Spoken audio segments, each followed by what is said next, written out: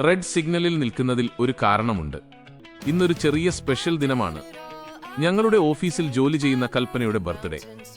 അങ്ങനെ ഗ്രീൻ കത്തി ഗോഡ് വണ്ടി മുന്നോട്ടെടുത്തു. മുന്നിലൊരു വലിയ സർക്കിൾ. അത് ചുറ്റി കുറച്ചു മുന്നോട്ടു പോയി.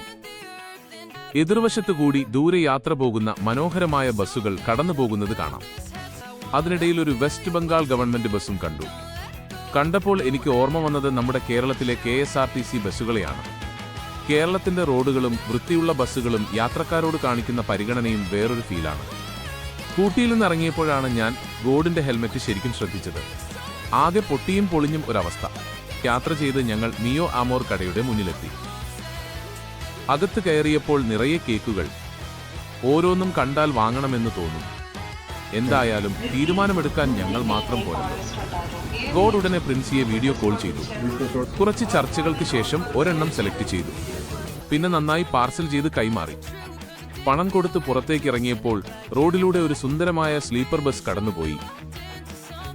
ഞാൻ ബസ് നോക്കിക്കൊണ്ടിരിക്കുമ്പോഴേക്കും ഗോഡ് സ്കൂട്ടിയിൽ കയറി ഹെൽമെറ്റും ഇട്ടു റെഡിയായി. ഇനി നേരെ ബറ്റാലിയനിലേക്ക്. അങ്ങനെ ഓഫീസിലെത്തി. ഗോഡ് കേക്കിന്റെ ബോക്സ് തുറന്നപ്പോൾ തന്നെ പ്രിൻസി കൈയടിച്ച് ആഘോഷം തുടങ്ങി.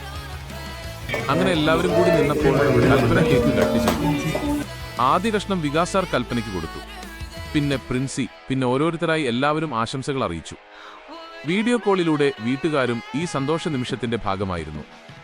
അതിനുശേഷം കൽപ്പനയ്ക്ക് ഒരു ചെറിയ ഗിഫ്റ്റ് നൽകി. ഗിഫ്റ്റ് തുറന്നപ്പോൾ മുഖത്ത് വന്ന സന്തോഷം കാണേണ്ട കാഴ്ചയായിരുന്നു. അതിനുശേഷം പ്രിൻസി ഗിഫ്റ്റിൽ എഴുതിയിരുന്നത് വായിച്ചു.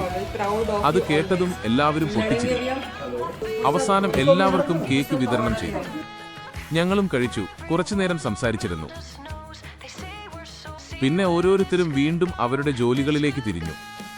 ചെറിയ ആഘോഷങ്ങളായാലും ഇത്തരത്തിലുള്ള നിമിഷങ്ങളാണ് ജോലിസ്ഥലത്തെ കുടുംബം പോലെ തോന്നിക്കുന്നത്. ഇന്നത്തെ വീഡിയോ ഇവിടെ അവസാനിക്കുന്നു.